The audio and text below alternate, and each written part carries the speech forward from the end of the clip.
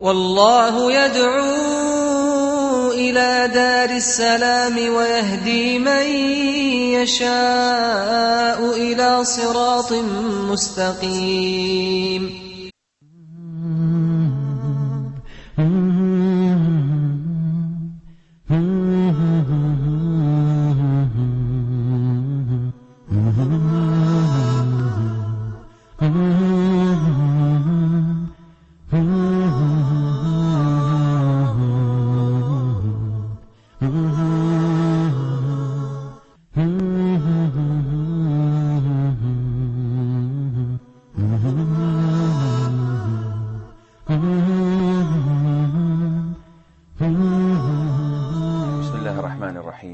الحمد لله رب العالمين، وصلى الله وسلم وبارك على عبده ورسوله نبينا محمد وعلى آله وصحبه أجمعين.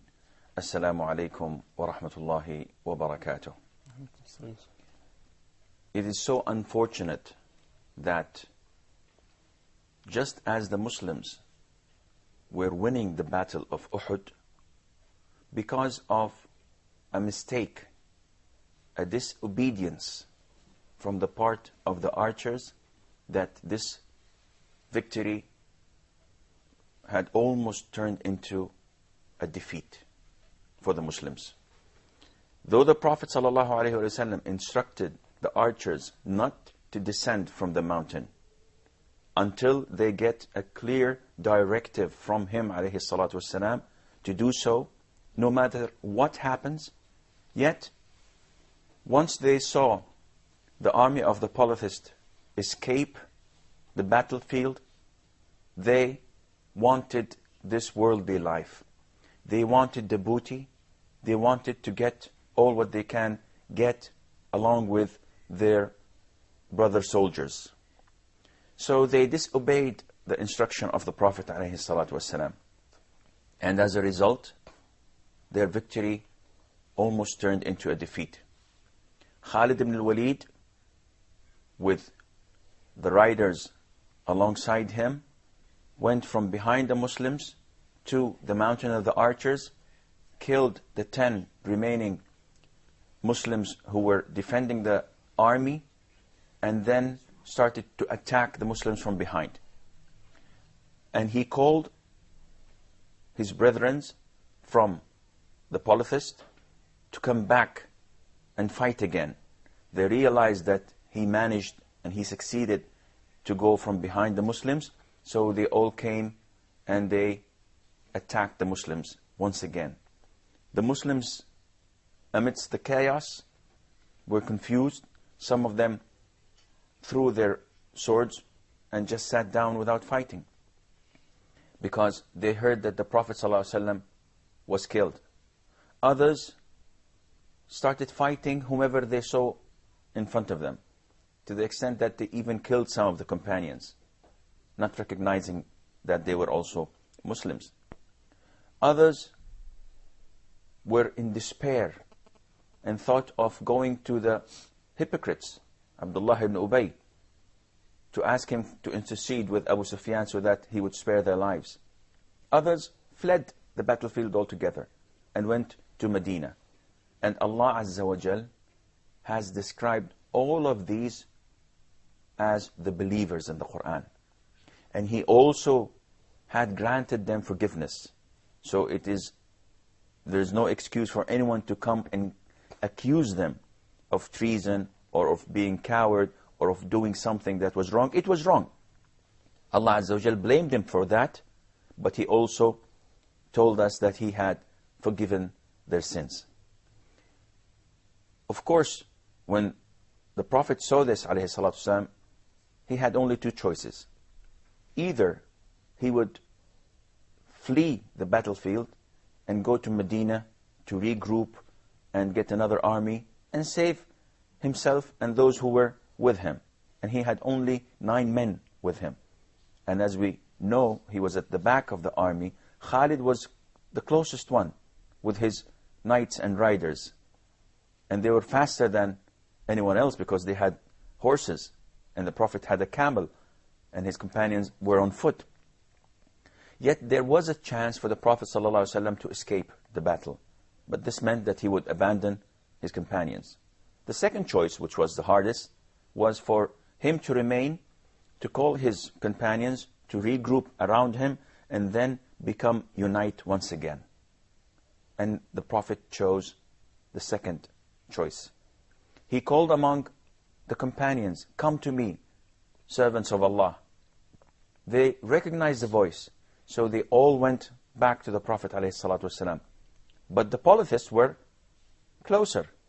So they started attacking the Prophet ﷺ and those who were with him.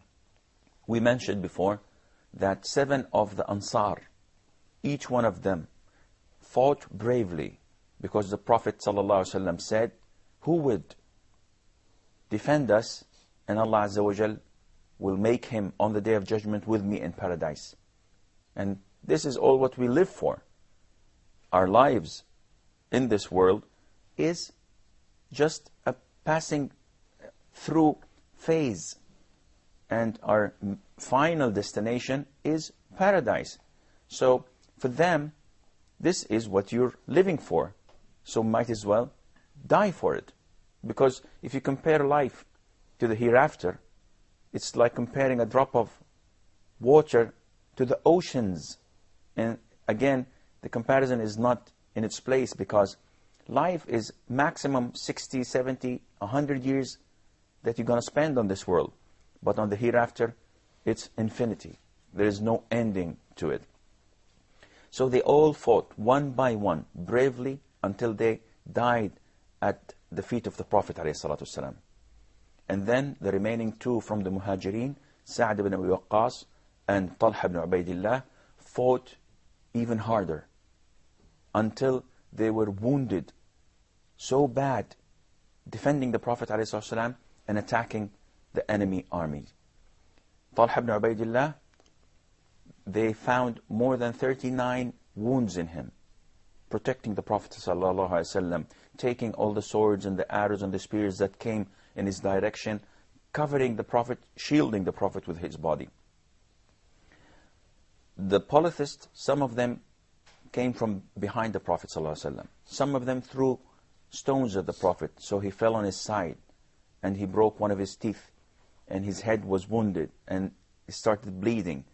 One of them hit him with a spear, but it could not go through, but it had 2 of the rings of the shield that he has on the helmet go into his cheek, and it started also bleeding.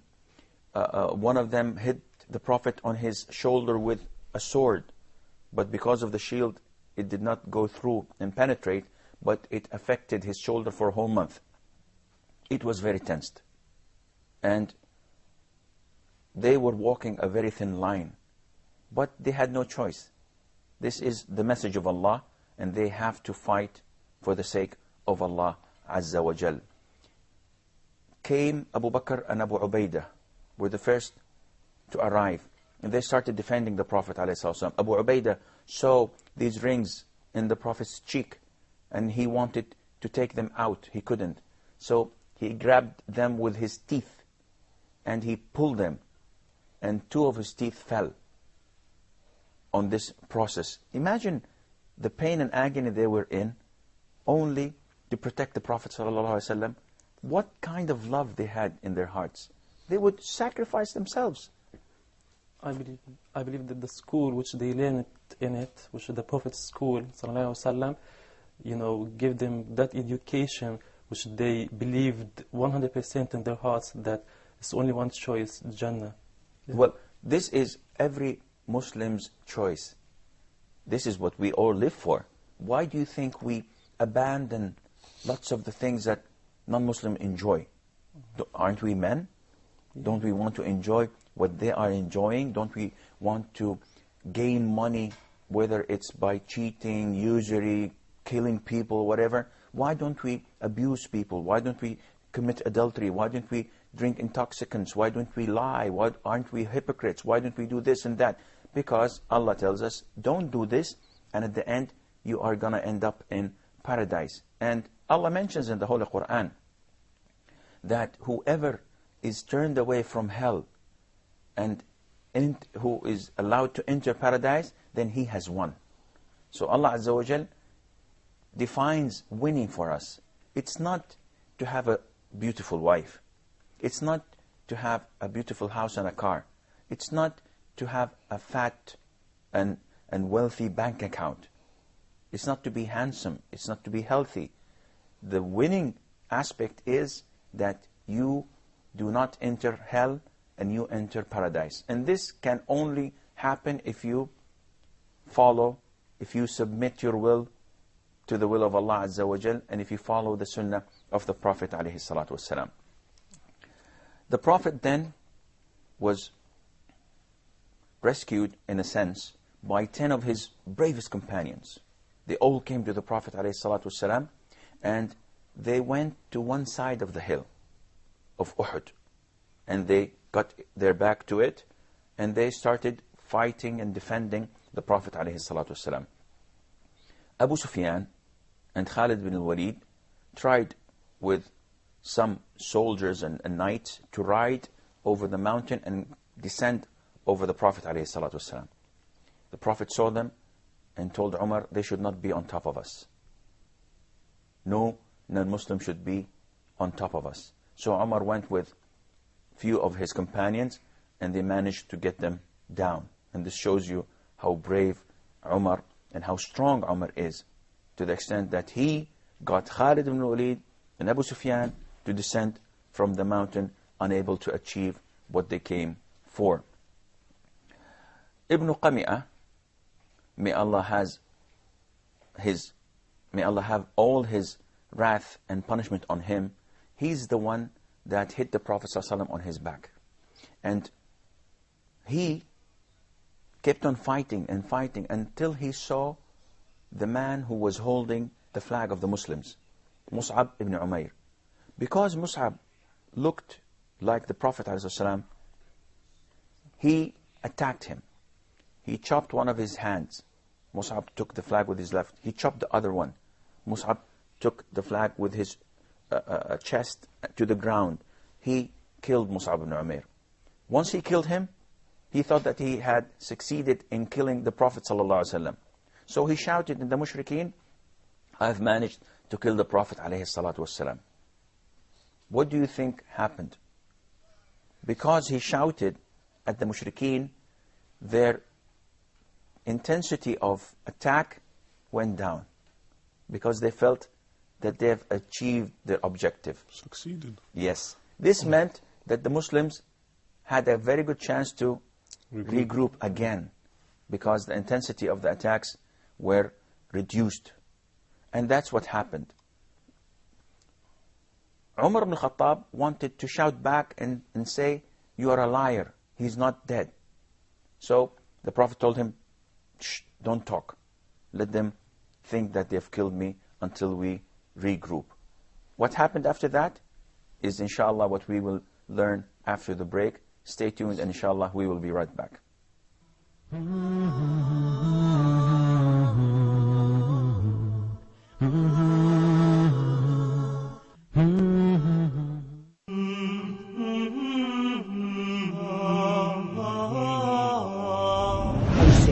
That the translation has been indirectly influenced with the Israelite narrative.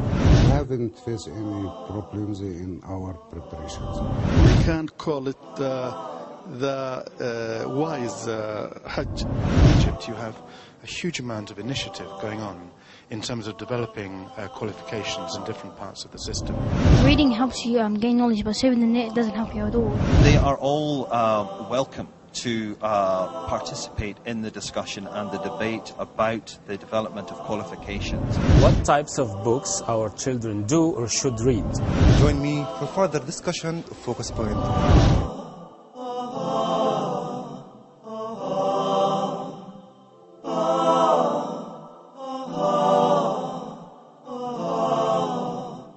Huda, a light in every home.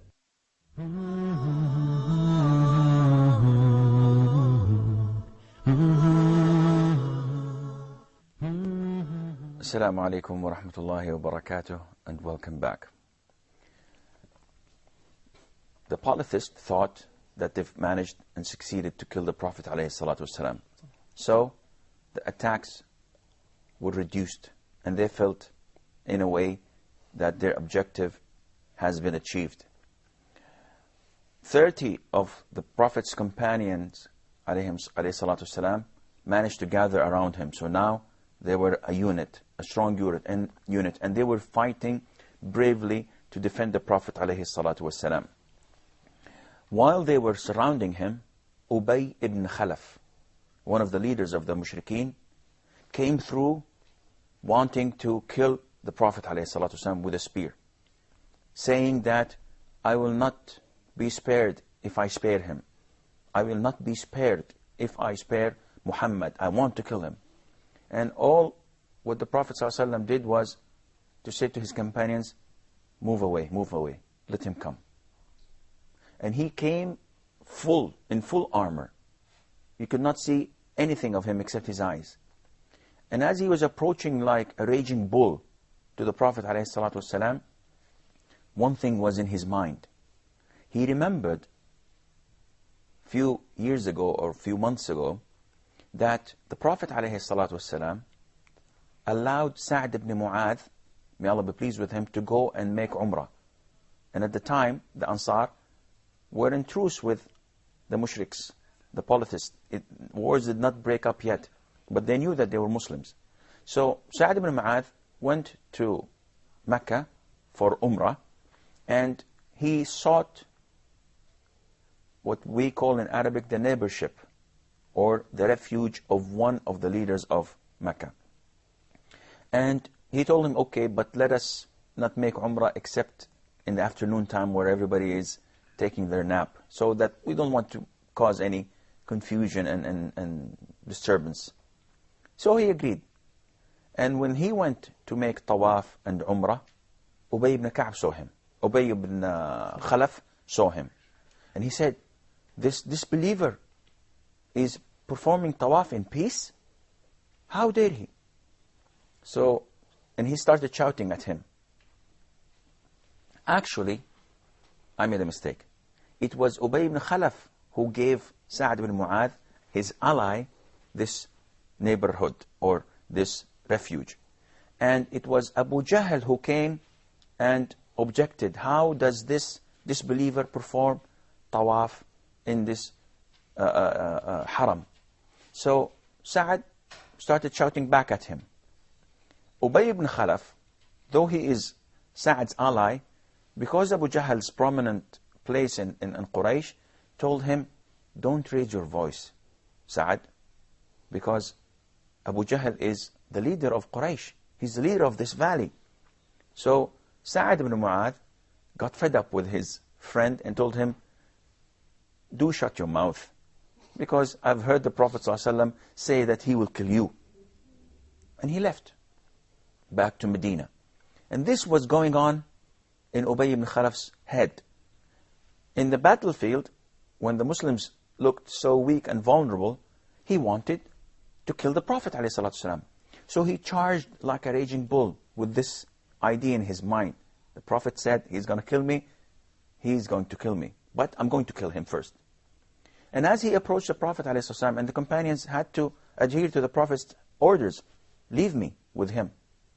As he reached the Prophet ﷺ with a spear, saw a point just below his neck that was not covered with the shield, and he just tipped him away with it. He didn't actually wound him, he just hit him. And the guy fell on his back with a roar to his voice and sound. And he said, Muhammad has killed me. His companions immediately went to him and pulled him away from the Muslims so that they would not finish him off. And Abu Sufyan saw him when they brought him to the wounded. What are you doing? Why are you crying and moaning like a baby? He didn't do anything to you.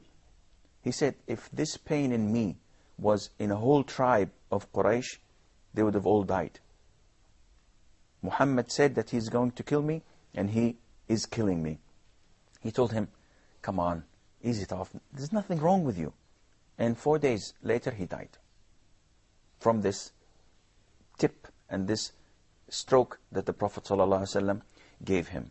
Ubay ibn Khalaf. Now, the battle is almost over, and the Muslims regrouped with their wounds, and the polytheists also regrouped. The Muslims had 70 casualties, and that's a lot. But 65 of them were from the Ansar, and only 5 from the Muhajirin died. And this tells you that the Muhajirin are far greater warriors than those farmers in Medina. Yet, they both wanted to die at the cause of Allah Azza wa Jal.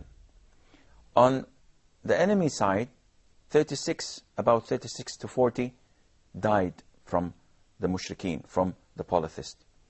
Abu Sufyan, when the battle was almost over, shouted at the people, "Is Muhammad alive?" And they wanted to answer, but the Prophet said, "Don't talk." "Is Abu Bakr alive?" No one spoke. "Is Umar alive?" No one spoke. So Abu Sufyan shouted, "Well, if these people are dead, then there is nothing for us to stay here, because Islam is gone." So Umar could not hold himself, and he shouted, "All of us are alive, you enemy of Allah, and Allah will show you." And he started cursing at him. So Abu Sufyan shouted at them again, and they started exchanging shouts, and he's praising his lords and gods, and the Prophet ﷺ is asking them to answer him by praising Allah alone. And he's telling them that this battle of Uhud is in exchange of the battle, or in return of the battle of Badr. I don't believe that they won really, because look, how brave Umar ibn al-Khattab radiallahu anhu, when he was talking and shouting at him back, while he is surrounded with 30 people, and he's talking and shouting at over 1,000 or 2,000 of great warriors, and at the same time, like the kuffar or the disbelievers came for killing the Prophet ﷺ, and they couldn't do it. So I believe that no, Badr was like much better. What do you think, Abdullah? Obviously, they didn't achieve what they set out to. So, and their objective was to kill the Prophet and destroy Islam. Yes, and they didn't do that. They didn't do that. So psychologically, they did not achieve that. So they lost really. And I believe that Islam won that day, because look at the Muslims, when they obeyed Allah and obeyed the God, they got the victory in Badr. But just because one mistake, that they disobeyed the Prophet, so they sallallahu alaihi wasallam, so they learned now that no, they have to follow Islam by following the Prophet sallallahu alaihi wasallam in order for them to get the victory. Otherwise, they would lose. Well, the biggest evidence that this battle was not lost by the Muslims is that the polytheist army went back to Mecca. Now, if they were on the winning side, they would not stay, or they would not leave. They would go and advance to Medina, so that they would annihilate anyone else who was still living and kicking, because then things would go back again. But they themselves were so wounded and so hurt, to the extent that they said, well, I think it's better to draw now, as we have the upper hand in a sense. But how long would in the time and era, how long would a battle normally take?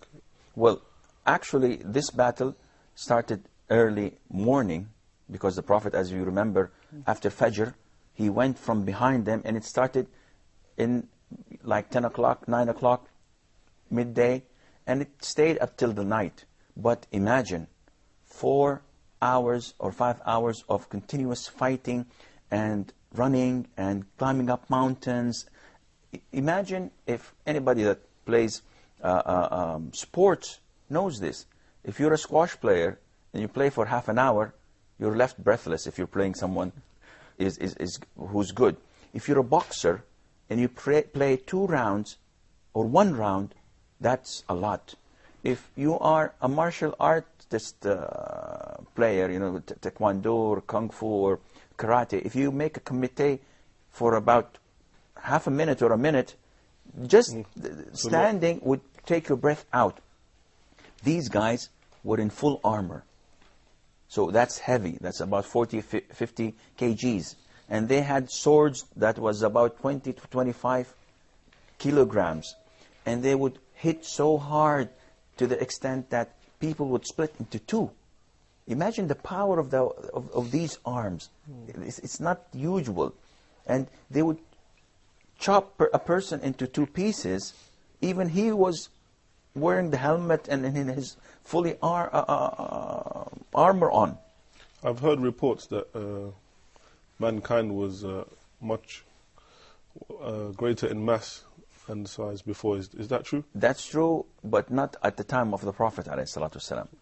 We are told that Adam, peace be upon him, was 60 arm length long. And since then, people were being reduced in size until they've reached this current size. And the time of the Prophet ﷺ is not that far away from us. So they had the same height and the same build, but they did not have the same hearts. So their hearts were much stronger and their physique was much better than ours because they depended entirely on their bodies. They didn't have cars, they didn't have lifts, they didn't have things to help them and aid them like we do at the moment. Abu Sufyan kept on shouting to the Prophet ﷺ and his companion, saying that you will find among your dead ones mutilations that I did not approve of. And you remember Abdullah bin Jahsh, his nose and his ears were cut off and put in a string. And that's what they used to do with the dead Muslims. They used to go and chop their noses and ears and put them in a string, so that when their loved ones come and see them, they would be afraid to fight with them later on. And also we learned that they've also cut open the belly of lots of those who were dead. So Abu Sufyan says that you will find mutilations that I did not approve of, but it did not bother me. In the sense, it's okay for me. And this meant that the Battle of Uhud was over, and that the Muslims were again back on the weak side among the Arab tribes and among the polytheists. But this was not the case, as we will learn inshallah when we meet next time. And until then, fi amanillah, wassalamu alaikum wa rahmatullahi wa barakatuh. Mm-hmm.